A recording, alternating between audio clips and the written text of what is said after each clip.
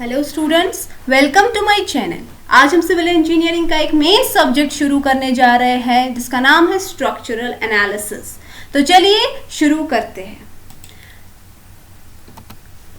पहले हम देखते हैं कि इसमें हमें क्या क्या टॉपिक्स पढ़ने हैं। सबसे पहले इंट्रोडक्शन, जिसमें हम कुछ बेसिक चीज़ें पढ़ेंगे, ठीक है। उसके बाद स्टैटिक और काइनेमैटिक इंडिटर्मिनेसी हम देखेंगे कैसे डिटरमाइन करते हैं। फिर हम एनालिसिस ऑफ इनडिटर्मिनेट स्ट्रक्चर्स पढ़ेंगे, ठीक है, जिसमें दो मेथड्स आते हैं। एक तो हो गया फोर्स मेथड, ठीक है, और दूसरा डिस्प्लेसमेंट मेथड। फोर्स मेथड में आता है unit load method, Castigliano's method, strain energy method, method of consistent deformation. And displacement method में आता है slope deflection method, moment distribution method, matrix method और कानीज मेथड, ठीक है। इन दो मेथड्स में डिफरेंस क्या है और कौन मेथड कहाँ पे अप्लाई होता है, ये हम आगे लेक्चर्स में ज़रूर पढ़ेंगे, ठीक है। उसके बाद हमें पढ़ना approximate method analysis of indeterminate structures. हमें influence line diagrams for determinate as well as indeterminate structures पढ़ना होगा। Cable and suspension bridge. आज और सबसे इंपॉर्टेंट टॉपिक जो हम पढ़ेंगे वो होगा प्लास्टिक एनालिसिस, ठीक है।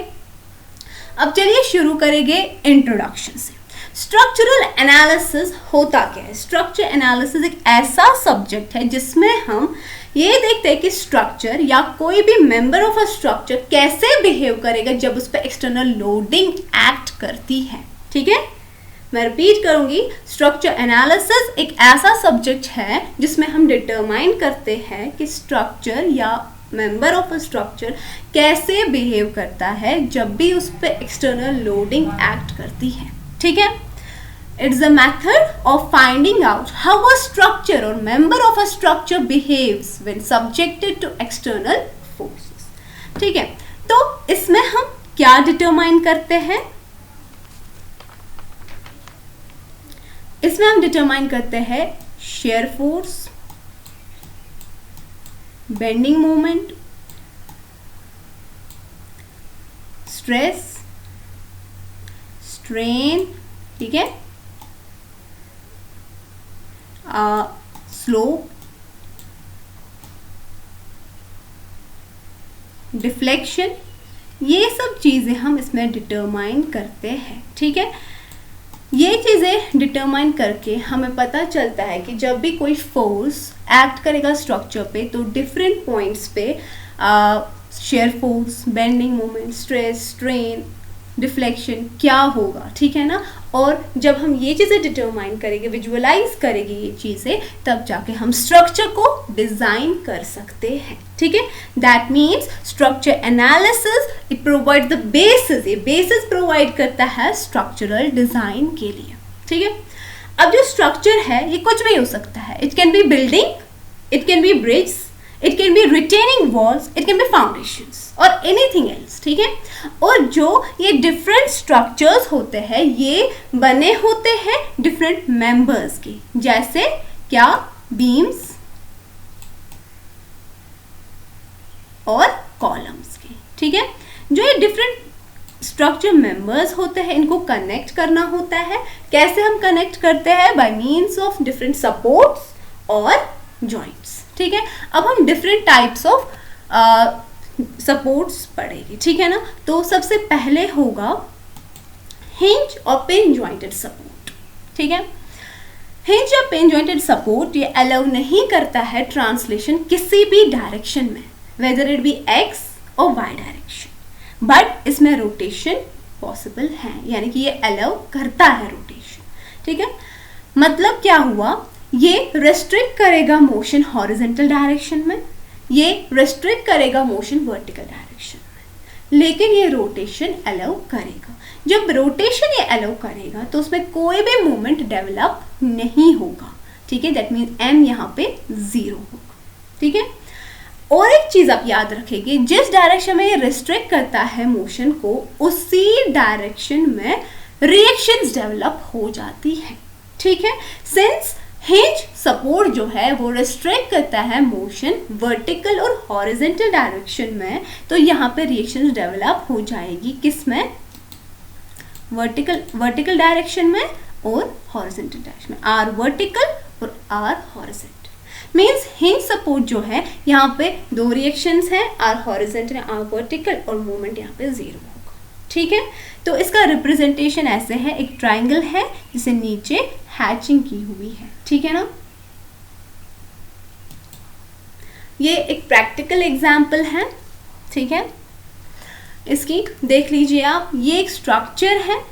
ठीक है, यहाँ पे ये पिन ज्वाइंटेड है, या यहाँ पे हिंज सपोर्ट हम कह सकते हैं। ठीक है, ये जो स्ट्रक्चर है ये रोटेट तो कर लेगा, ऐसे ये रोटेट कर लेगा, लेकिन न इसमें हॉरिजेंटल मोशन होगा ना कोई वर्टिकल मोशन होगा। ठीक है, अनदर एग्जाम्पल हम लेंगे डोर की। ठीक है, डोर जो है जहाँ पे वो फिक्स्ड होता है, जिस साइड से वो फिक्स्ड होता है, ठीक है, आप देख लीजिए ये वहाँ पे जो सपोर्ट होता है ये रोटेट तो करेगा उस सपोर्ट के अबाउट। ठीक है, लेकिन ना ही ये वर्टिकल मोशन उसमें होने देगा, ना ही हॉरिजेंटल मोशन। ठीक है, आपने कभी देखा है जो डोर है वो वर्टिकली मूव करता है? नहीं, ऐसा नहीं होता है। हाँ, रोटेट तो ये करेगा। ठीक है ना, तो जो वहाँ पे वो सपोर्ट है वो भी क्या है, हिंज सपोर्ट। ठीक है, नेक्स्ट हम लेते हैं रोलर सपोर्ट। रोलर सपोर्ट जो है ये अलाउ करेगा, ट्रांसलेशन किस में, एक्स डायरेक्शन में अलाउ करेगा, लेकिन वर्टिकल डायरेक्शन वाई डायरेक्शन में ये अलाउ नहीं करेगा, यानी कि ये रेस्ट्रिक्ट करेगा सिर्फ और सिर्फ किस डायरेक्शन में, मोशन को वर्टिकल डायरेक्शन में। ठीक है, और रोटेशन भी इसमें अलाउ होता है। ठीक है ना, मीन्स जब रोटेशन होगा तो मूवमेंट डेवलप नहीं होगा, m 0 होगा। हॉरिजॉन्टल मोशन भी इसमें होता है तो रिएक्शन इन हॉरिजॉन्टल डायरेक्शन वो भी 0 होगा, और वर्टिकल डायरेक्शन में कोई भी मूवमेंट नहीं होता है तो यहाँ पर रिएक्शन सिर्फ और सिर्फ किस डायरेक्शन में डेवलप हो जाएगा, आर वर्टिकल। तो आप याद रखिए रोलर सपोर्ट में सिर्फ एक ही रिएक्शन होता है, दैट्स आर वर्टिकल। ठीक है, इसका रिप्रेजेंटेशन ऐसे है, ट्राइंगल और नीचे रोलर्स हम दिखाते हैं। ठीक है, तो एक प्रैक्टिकल एग्जांपल ये है, यहाँ पे ये रोलर सपोर्ट है, स्ट्रक्चर जो है वो हॉरिजॉन्टली मूव करेगा, रोटेट भी करेगा, मगर इसमें कोई भी वर्टिकल मोशन अलाउ नहीं करेगा। ठीक है, नेक्स्ट हम लेते हैं फिक्स्ड सपोर्ट। फिक्स्ड सपोर्ट तीनों चीजें रिस्ट्रिक्ट करता है, क्या क्या, translation in horizontal direction, translation in vertical direction, plus ये क्या रिस्ट्रिक्ट करता है, रोटेशन को भी। ठीक है, जब ये रोटेशन को रिस्ट्रिक्ट करेगा तो मोमेंट डेवलप हो जाएगा, ये है मोमेंट। ठीक है, हॉरिजॉन्टल एंड वर्टिकल मोशन भी ये रेस्ट्रिक्ट करता है, तो यहाँ पे दो और रिएक्शन डेवलप हो जाएगी, or horizontal and or vertical. Means fixed support में तीन चीजें होती है, दो reactions, or horizontal or vertical, और एक मोमेंट एम। ठीक है, तो ये इसका रिप्रेजेंटेशन है। एंड एग्जाम्पल इसकी आप ये देख सकते हैं, गर्डर है, ठीक है, जो कि यहाँ पे फिक्स्ड है, और इस गर्डर में ना ही कोई रोटेशन पॉसिबल है, ना ही कोई वर्टिकल या हॉरिजॉन्टल मोशन पॉसिबल है। ठीक है, नेक्स्ट है टाइप्स ऑफ बीम्स।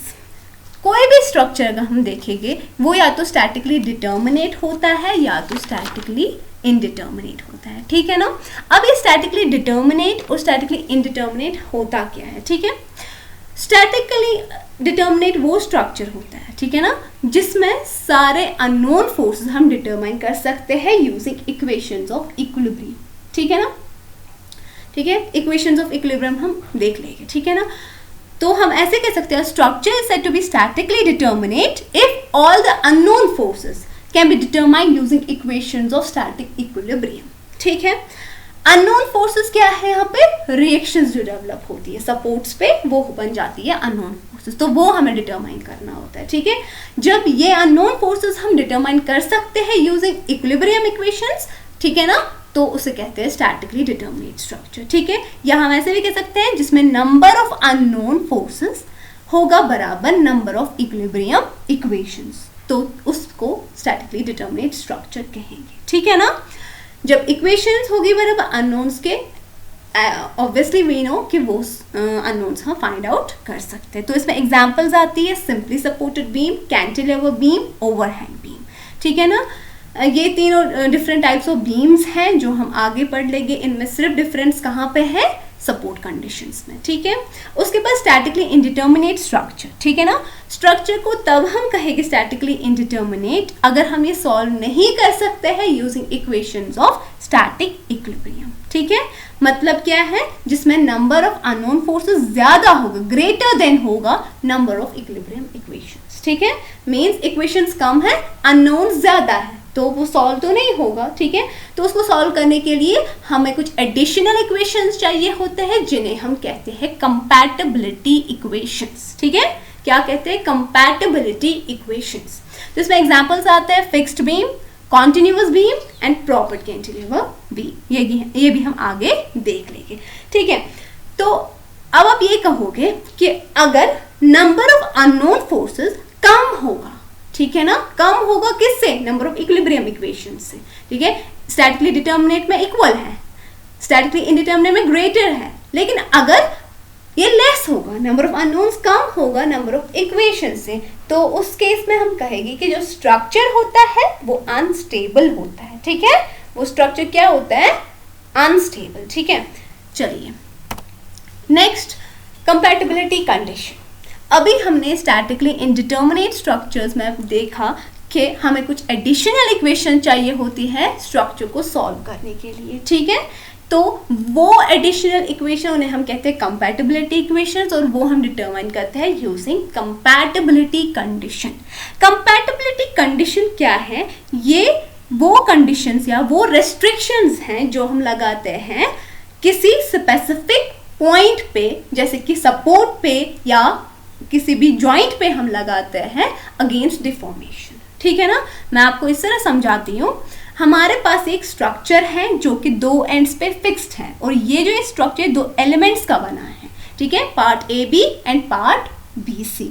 ठीक है, अब हमें इसमें देखनी है कंपैटिबिलिटी कंडीशन क्या होगी। ठीक है, सिंस ए वाला एंड फिक्स्ड है, ठीक है, तो जब हम यहाँ पे फोर्स, यहाँ पे बी पे फोर्स लगाएंगे, ठीक है ना, तो ये डिफॉर्म होने की कोशिश तो करेगा।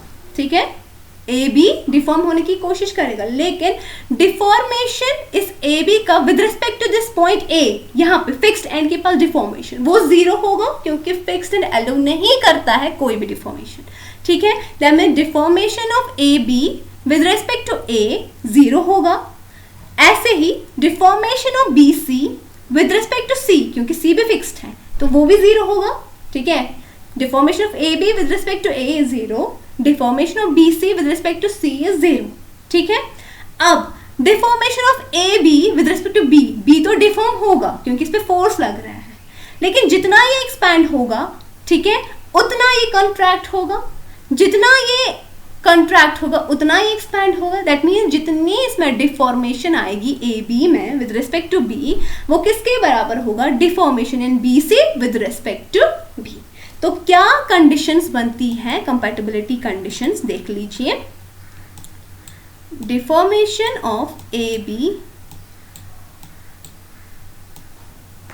विद रिस्पेक्ट टू ए है फिक्स्ड एंड, ठीक है ना, वो होगा जीरो। ठीक है, similarly deformation of B C with respect to C, C भी यहाँ पे फिक्स्ड एंड है, वो होगा zero.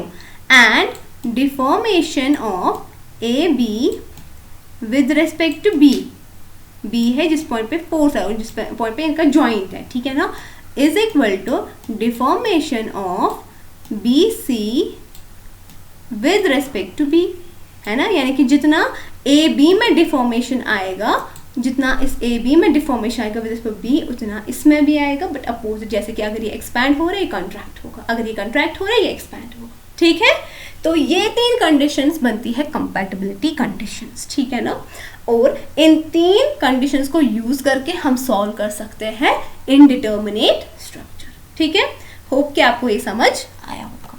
Next, types of beams. ठीक है, हमने देखा कि कोई भी स्ट्रक्चर जो होता है इंक्लूडिंग बीम, वो दो टाइप्स का होता है, एक तो हो गया स्टैटिकली डिटर्मिनेट और statically indeterminate.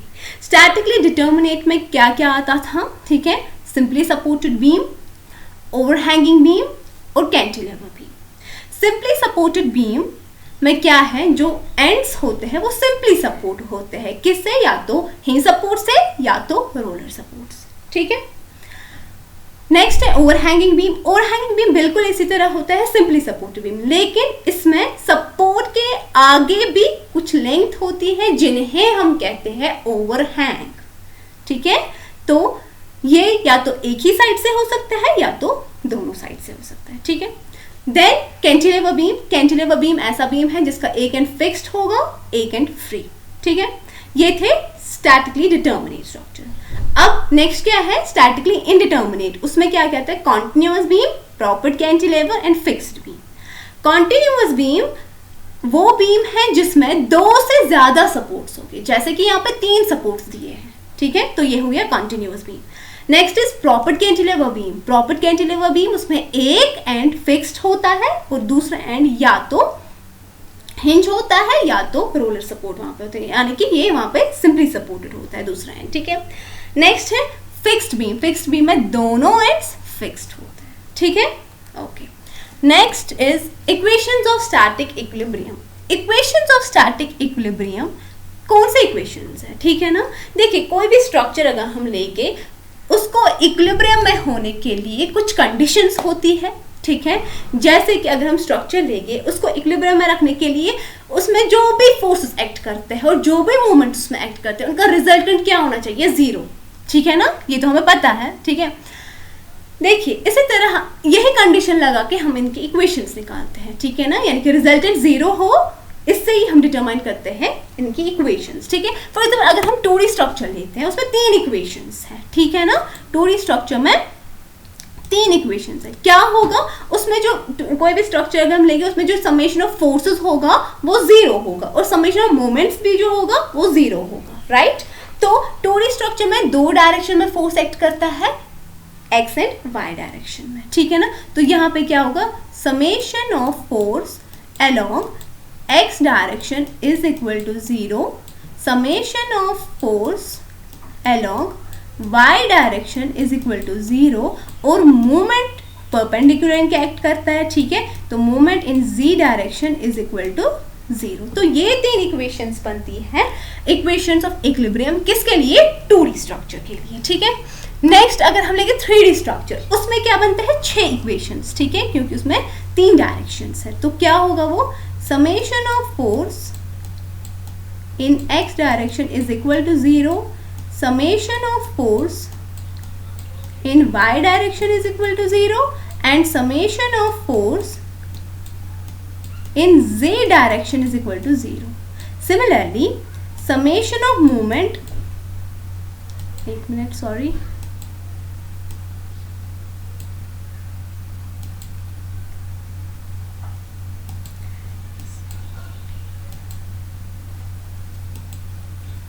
summation of moment in x direction is equal to 0, summation of moment in y direction is equal to 0 and summation of moment in z direction is equal to 0।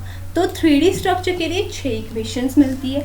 तो यही equations use करके हम क्या determine कर सकते हैं, हम unknown determine कर सकते हैं, मीन्स हम सॉल्व कर सकते हैं स्ट्रक्चर।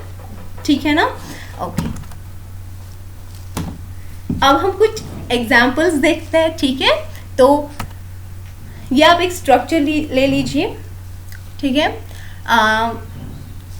एक एंड इसका फिक्स्ड है और दूसरा एंड फ्री है। ठीक है, देख लीजिए।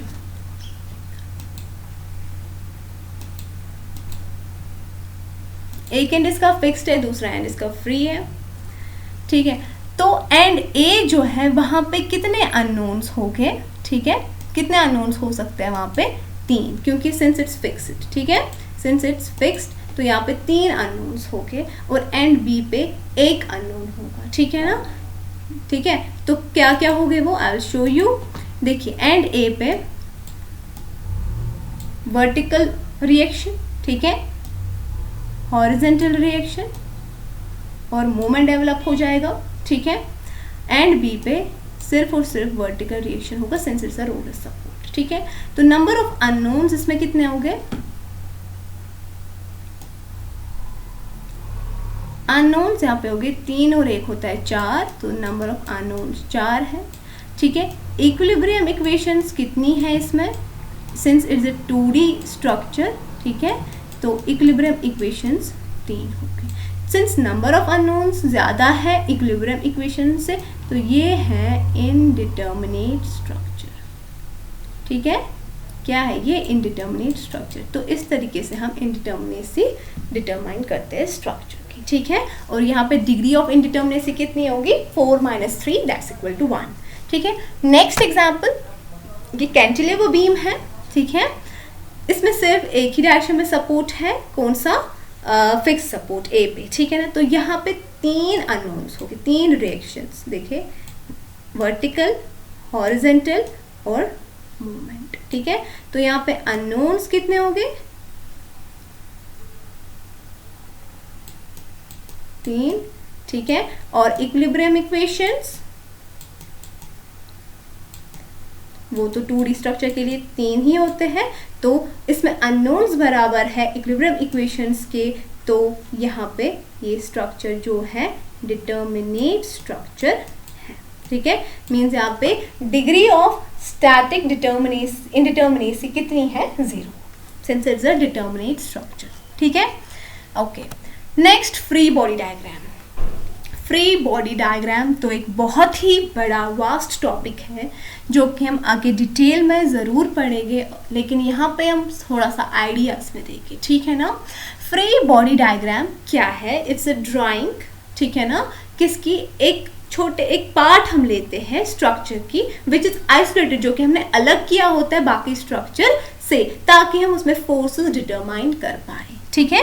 फ्री बॉडी डायग्राम एक ड्राइंग है किसी भी एक पार्ट ऑफ अ स्ट्रक्चर की which is isolated from other parts in order to determine the forces acting on that body, ठीक है।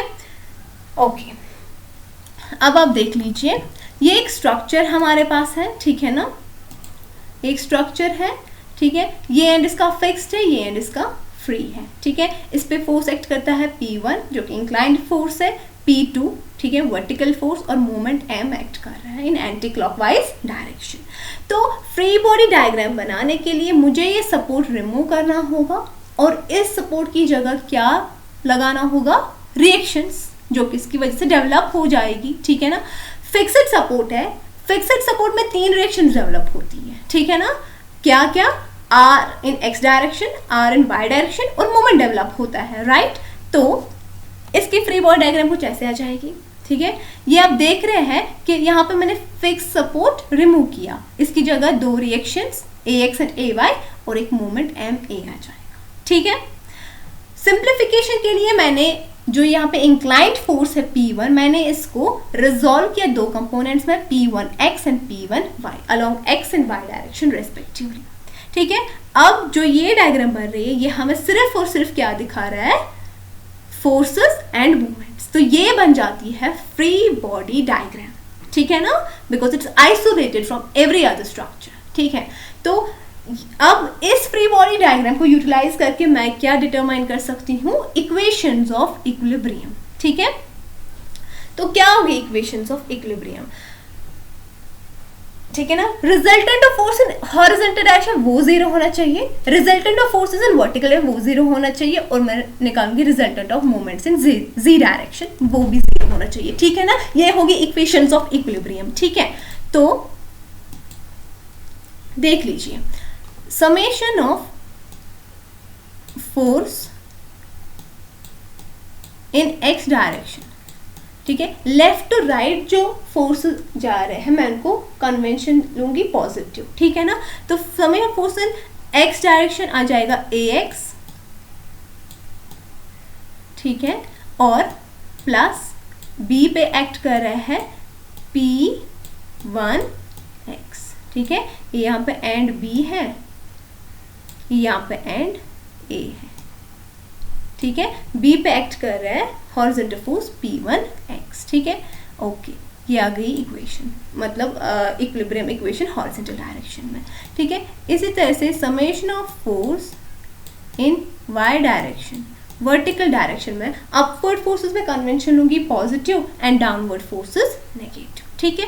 तो summation force in vertical is AY जो कि एक्ट करता है एंड A पे, माइनस P2 क्योंकि वो डाउनवर्ड डायरेक्शन में है, प्लस P1 y, ठीक है, ये हो गया वर्टिकल वाला। उसके बाद मोमेंट, ठीक है ना, summation moments in z direction is equal, moments या तो हम ले सकते हैं अबाउट एंड A और अबाउट एंड B, ठीक है ना, तो हम इस केस में लेंगे मोमेंट्स अबाउट एंड B, ठीक है ना। मोमेंट क्या आ जाएगा, एंटी क्लॉकवाइज हम लेंगे पॉजिटिव, तो MA इट्स एंटी क्लॉकवाइज, तो ये पॉजिटिव आ जाएगा, plus M it's again anti clockwise, तो पॉजिटिव आ जाएगा। अब जो वर्टिकल फोर्सेस हैं उनकी वजह से भी यहाँ पे मोमेंट आ जाएगा, ठीक है ना। सिंस AY जो है, AY की वजह से क्लॉकवाइज मूवमेंट आएगा, तो negative AY its force into force arm, force arm यहाँ पे 3L होगा, ठीक है।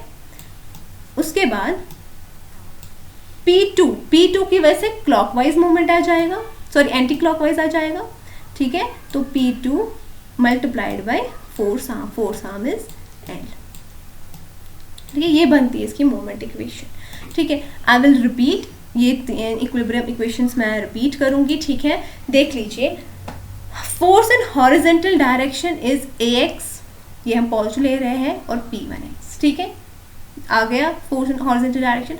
उसके बाद फोर्स इन वर्टिकल डायरेक्शन आ रहा है AY, ये पॉजिटिव, माइनस P2 क्योंकि ये नेगेटिव है, यहाँ पे डाउनवर्ड एक्ट कर रहा है, प्लस P1y, ठीक है। उसके बाद मोमेंट मैंने लिया अबाउट पॉइंट B, ठीक है ना, तो एंटी क्लॉकवाइज मैंने लिया पॉजिटिव और क्लॉकवाइज नेगेटिव, ये एंटी क्लॉकवाइज है तो ये पॉजिटिव आ जाएगा, ये भी पॉजिटिव आ जाएगा, और इस AY की वजह से भी मूवमेंट आ जाएगा, मगर वो होगा clockwise, it will be clockwise like this, ठीक है ना। तो कितना होगा मूवमेंट, ठीक है, सिंस इट्स क्लॉकवाइज तो मैं नेगेटिव लूंगी, ठीक है। अब मोमेंट कितना होगा, force into force arm, force तो ये है मल्टीप्लाइड बाय फोर्स आर्म, ठीक है, force is this AY force arm, ठीक है, AY इंटू फोर्स आर्म कितना है 3L, ठीक है, ओके। P2 की वजह से भी मूवमेंट आ जाएगा अबाउट B, ठीक है, लेकिन वो भी होगा एंटी क्लॉकवाइज, तो इट विल बी पॉजिटिव, ठीक है। कितना आ जाएगा, force multiplied by force arm यहाँ पे L है, ठीक है। I think you got it, ठीक है। तो ये है equations of equilibrium. Next example हम लेंगे, ये यहाँ पे एक स्ट्रक्चर दिया गया है, ठीक है ना। A पे हिंज सपोर्ट है, B पे रोलर सपोर्ट है, ठीक है, और यहाँ पे P1 फोर्स एक्ट कर रहा है, यहाँ पे P2 फोर्स एक्ट कर रहा है, ठीक है। तो अब मैं इसकी फ्री बॉडी डायग्राम बनाऊंगी, कैसे, मैं रिमूव करूंगी सपोर्ट्स को और उनकी जगह रिएक्शंस यूज करेंगे हम, ठीक है ना। तो हिंज सपोर्ट है तो वहां पे दो रिएक्शन डेवलप होगी, कौन कौन सा, reaction in horizontal and reaction in vertical direction, ठीक है ना, इस तरह से AX हॉरिजॉन्टल, AY वर्टिकल। इसी तरह B पॉइंट पे मैं रिमूव करती हूँ रोलर सपोर्ट, और वहां पे क्या अप्लाई होगा, रिएक्शन इन वर्टिकल डायरेक्शन, जो क्या आता है BY, ठीक है। तो ये बनता है हमारा फ्री बॉडी डायग्राम, ठीक है। अब इसी तरह इसमें भी इक्वेशंस ऑफ इक्विलिब्रियम लिखेंगे, क्या, summation of force in x direction horizontal is equal to AX, ठीक है, प्लस P1, ठीक है। इसी तरह summation of force in y direction is equal to upward वाले फोर्स पॉजिटिव और डाउनवर्ड नेगेटिव, ठीक है, AY minus P2 plus BY, ठीक है। Next moment, summation of moment in Z direction is equal to, हम मोमेंट्स यहाँ पे ले सकते हैं अबाउट एंड A और अबाउट एंड B, तो मैं यहाँ पे अबाउट एंड A लेती हूँ, ठीक है ना। BY की वजह से जो मोमेंट आएगा वो होगा एंटी क्लॉकवाइज, ठीक है, तो वो पॉजिटिव आ जाएगा, BY its force into force arm, तो फोर्स आर्म यहाँ पे 2L है, ठीक है, ओके, माइनस P2 की वजह से क्लॉकवाइज, तो यहाँ पे negative, force into force arm L है, माइनस P1 की वजह से भी क्लॉकवाइज, तो नेगेटिव, फोर्स आर्म क्या है, परपेंडिकुलर डिस्टेंस √3L/P1, 2। तो ये बनती है इसमें इक्वेशंस ऑफ इक्विलिब्रियम। ठीक है, मोमेंट इक्वेशन में फिर से यहाँ पे आपको समझाऊंगी। ठीक है ना, मोमेंट हम ले रहे हैं अबाउट पॉइंट ए।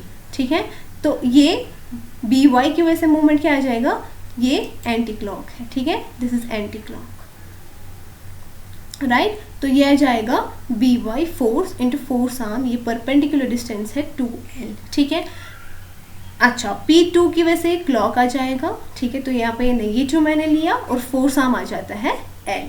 ठीक है, और P1 भी आता है क्लॉकवाइज। ठीक है, और जो यहाँ पे परपेंडिकुलर डिस्टेंस होगा √3l/2। तो ये बनते हैं यहाँ पे इक्वेशंस ऑफ इक्विलिब्रियम। ठीक है, नेक्स्ट है टाइप्स ऑफ लोडिंग। ठीक है, लोडिंग के डिफरेंट टाइप्स है। सबसे पहले कॉन्सेंट्रेटेड या पॉइंट लोड। कॉन्सेंट्रेटेड या पॉइंट लोड वो टाइप ऑफ लोड है जो कि एक्ट करता है एक पॉइंट पे, या ऐसा हम कह सकते हैं कि जो कि एक्ट करता है बहुत छोटे से एरिया पे, जिसे हम ट्रीट कर सकते हैं एज अ पॉइंट। ठीक है, इन शॉर्ट हम कहेंगे कि कॉन्सेंट्रेटेड लोड जो है वो एक्ट करता है सिर्फ एक पॉइंट पे। ठीक है ना, तो यहाँ पे एक स्ट्रक्चर दिया गया है। ठीक है ना, एंड सपोर्ट्स दिए गए हैं। स्ट्रक्चर जो है बीम है ऑफ लेंथ L। ठीक है, तो इस पे एक्ट कर रहा है पॉइंट लोड P। ठीक है ना, इस पॉइंट पे इस तरह इसका रिप्रेजेंटेशन है। Next is uniformly distributed load. Uniformly distributed load ऐसा लोड है जो कि एक्ट करता है ओवर एंटायर लेंथ यूनिफॉर्मली। ठीक है ना, यानी कि उसका जो इंटेंसिटी होगी वो हर किसी पॉइंट पे यूनिफॉर्म होगी। ठीक है, जैसे कि यहाँ पे ए बी बीम है, इस पे ये एक्ट कर रहा है यूनिफॉर्मली डिस्ट्रीब्यूटेड लोड। ठीक है ना, जिसकी इंटेंसिटी है W। ठीक है ना, W per unit run. Intensity means load कितना एक्ट कर रहा है पर यूनिट लेंथ पे। L is a length, total length. ठीक है ना, तो टोटल लोड जो इसमें आ जाएगा वो आता है, देख लीजिए, टोटल लोड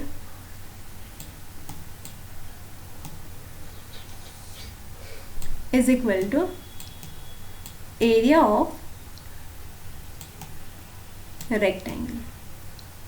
ठीक है ना, क्योंकि यहाँ पे रेक्टेंगुलर लोड है। ठीक है ना, तो area of rectangle is length into breadth. ठीक है ना, W multiply by L। W यहाँ पे है इंटेंसिटी ऑफ लोड, L है लेंथ जिस पे ये एक्ट करेगा। ठीक है ना, मे बी किसी केस में ऐसा होता है कि जो यूनिफॉर्मली डिस्ट्रीब्यूटेड लोड है वो किसी पार्ट ऑफ द लेंथ पे एक्ट करे, पूरी एंटायर लेंथ पे एक्ट नहीं करता है बीम की। ठीक है, तो उस केस में आप L क्या लोगे, लेंथ जिस पे वो एक्ट करता है। ठीक है ना, ओके। नेक्स्ट है uniformly varying load. Uniformly varying load क्या है, it's that type of load जो कि एक्ट करे ओवर एंटायर लेंथ लेकिन नॉट यूनिफॉर्मली, बट एक एंड पे जो होता है उसका मैग्नीट्यूड 0 होता है, इंटेंसिटी 0 होती है, और दूसरे एंड पे मैक्सिमम वैल्यू होता है। ठीक है ना, यानी कि ट्राइंगुलर शेप्ड लोड होता है, that's it's also called triangular load. ठीक है, और इसमें जो आता है टोटल लोड वो कितना आता है,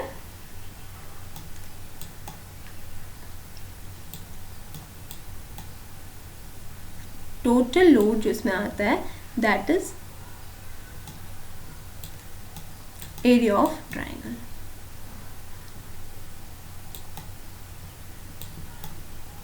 That is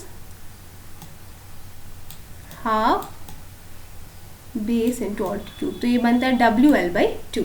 अगेन यहाँ पे W क्या है, intensity of loading, and L है जितने लेंथ पे ये UVL एक्ट करेगा।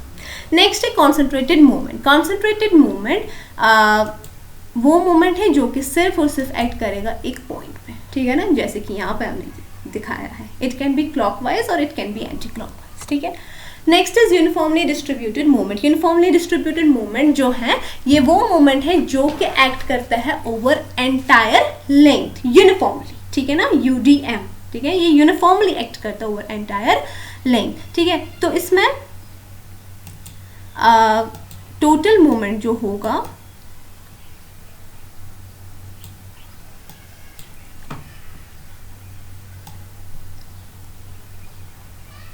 Total moment that's equal to m है moment per unit length multiplied by L। ठीक है,